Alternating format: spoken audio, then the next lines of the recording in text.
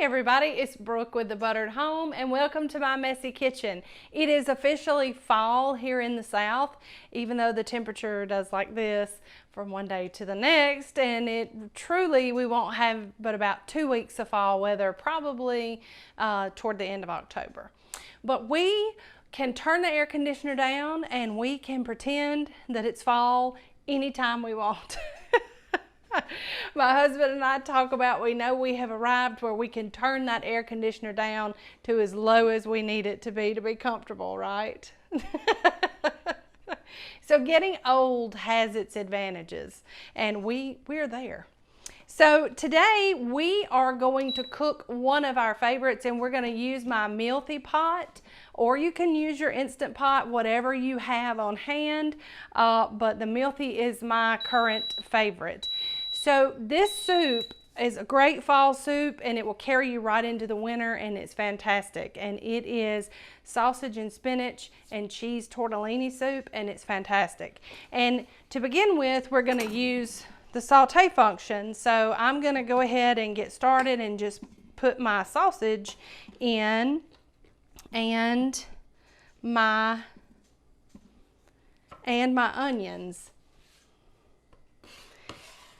And we're going to put those in. Okay, and those are going to get started sauteing, and we're going to talk a little bit more about the recipe. So these have to just come to enough heat in order to just sweat the onions out. So we're going to talk a little bit about soups and stews while that happens in our Mealthy pot. One of the greatest things that I think about fall is not only that it starts the holiday season, but we also have the onset of cooler weather here in the South. Now, if you're not familiar with what seasons are in the South, I can go ahead and tell you that they go from winter to summer, almost virtually. So it's really, really imperative that we enjoy what little bit of fall that we have. And I touched that and it was hot. That was smart. Danny is sitting here looking at me and shaking his head, but it didn't seem like it was getting hot, so I had to do that. I had to put my hand close and there was no heat. So we love bloopers, so we're going to leave that in the video for you. Now, our onions have started to sweat, and our sausage is smoked sausage, and it is already cooked. So we just like to put it in with the onions to kind of get just a little bit of a crispy edge around it, because that helps it's almost like searing a roast. It kind of holds in the moisture of the sausage because we have sliced it. We've got these pretty little medallion slices, and so it's going to get a crispy little edge to it and hold in a lot of the flavor by doing this.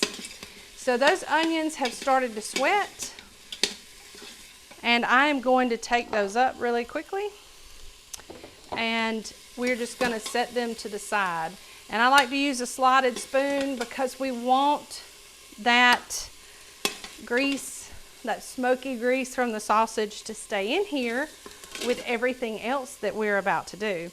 And it's okay if you don't get all the onions either, because a lot of those can certainly stay in as well. All right, make sure I get everything out. There we go.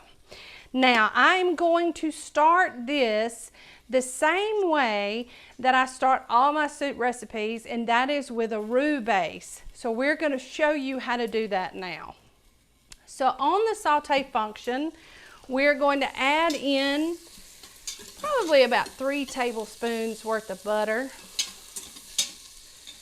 And the recipe, the full recipe, will be in the show notes.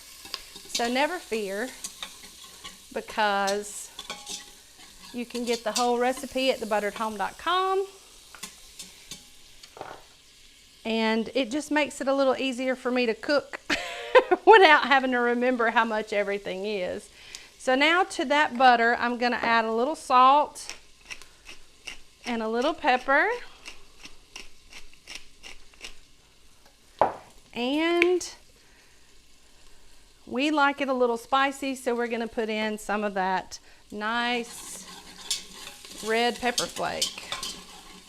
And now I'm going to add in some minced garlic, and that will help kind of deglaze the pan just a tad. And then I'm going to add in some plain white lily flour. So for a lot of my soups and stews, this is how we always start. So we're going to cook that paste that we just made for just a minute, just so that we can move it around, kind of push it with our whisk, and cook that flour taste right out. And this is how a lot of, well, every soup that I make starts, with the flour and the butter. So the flour and the fat are really important, and you'll notice that this is different from some of my other soups because I don't always add minced garlic.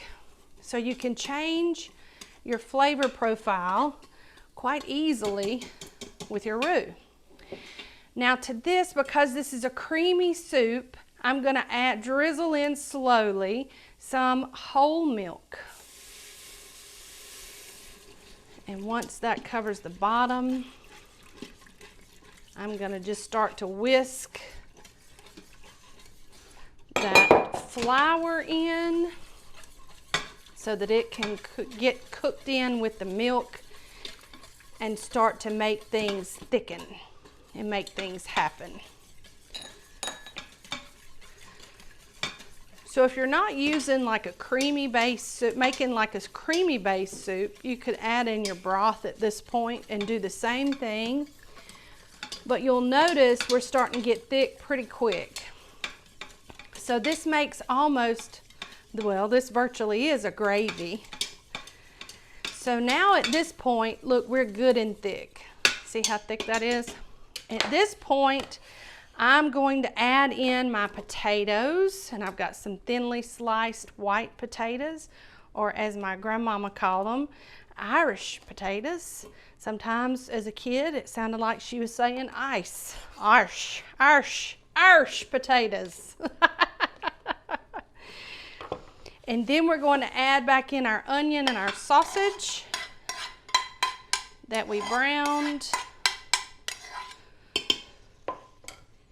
And then I'm just going to move those around and let them get that milk gravy all nice all over them. So we just want this to heat through so that it can kind of bathe in that gravy that we just made. And now we're going to add in our broth. So you have the milk base and you have the broth in here because the broth will kind of thin the milk base and make it a wonderful creamy soup. So at this point we have our frozen cheese tortellini,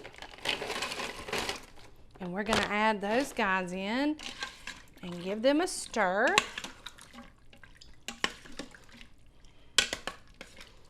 Now we've got that all good and stirred together. Now we are going to turn it off, and we're going to take our lid and we're going to turn it, if I put it on correctly. Wow, it's been a day, a challenging day, has it not, Danny? I promise I know how to work this thing. This is ridiculous. It's not setting down on there correctly. There we go. We've had technical difficulty after technical difficulty, but it's okay. We're in the messy kitchen, and that's kind of just how the way things go for us, is it not? Okay, so now we're going to lock that in position, and then now that we successfully got it on, and then we're going to turn that vent up to 11 and that means that it's sealed. So now we're going to hit pressure cook or manual on some older models and set that for 5 minutes. So when the cook time is done, we're going to allow the pressure to release naturally, and then we're going to come in here and release what's left of the pressure, and then we'll finish our soup off and show you the finished product. So we'll be right back. Okay, so we're back. The Mealthy pot has finished its cook. I have turned it off and let it sit for about 10 minutes, and we are going to take a long spoon and release any remaining pressure that may still be in there, and it's not, so we're all good. So now we're going to carefully take the lid off. Carefully, and when I say carefully, you have to do it carefully because there's a lot of condensation and a lot of steam. And look at that beautiful, thick, beautiful soup. Those potatoes have cooked down and become part of the broth, and your cheese tortellini is cooked perfectly, and the sausage, well, it's just fantastic as usual. So now, right before we serve it, we are going to put in some baby spinach and just stir that, or kind of fold it in so that it will wilt, and it will add beautiful color and nutrition to this soup. Look how pretty. Isn't that pretty? So we're ready to eat. I'm gonna scoop some up and put it in a bowl now. And that broth is just fantastic. Would you just look at that? Oh, it's very hot, very hot. So what makes this go from good to great is you can top it with just a little bit of Parmesan cheese and maybe some sliced green onions if you like, and it is just, to smell it, it's just warmth for the soul and comfort. So this is our sausage and spinach cheese tortellini soup, and it's made simple and easy in our electric pressure cooker. So if you've been afraid to use your pressure cooker, this is a great first time recipe to try because the cook time is short and you can do everything in here from saute to finish. So we hope that you enjoy this. We hope that you are enjoying our videos, and if you're not already, be sure to visit our other social media platforms. They'll be listed here at the bottom and in the show notes. And we would love to have you following us over at Facebook, Instagram, as well as Pinterest. So we are grateful and thankful to have you here with us. And I lost my train of thought, and that's just the way the day has gone. We're grateful and thankful to have you here with us at the Buttered Home. Be sure, if you are not subscribed already, that you click the subscribe button, and be sure and hit the bell so that you can be notified whenever we post other silly, goofy, mess up videos like this one. So we hope that you enjoy this recipe, and be sure and tag us in a picture and let us know that you've made it. And from the Buttered Home to your home, we love you guys. Bye.